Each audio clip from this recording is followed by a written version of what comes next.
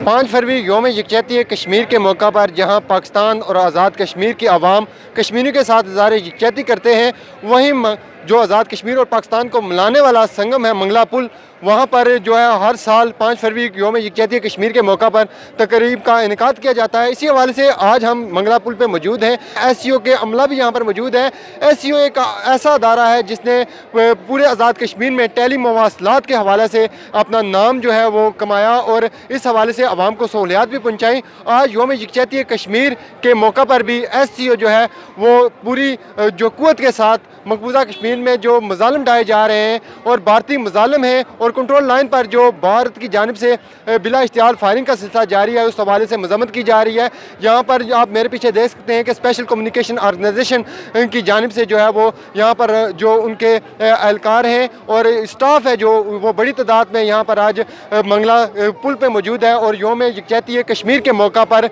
मकबूजा कश्मीर में बसने वाले कश्मीरियों के साथ इज़हार यकजहती कर रहे हैं।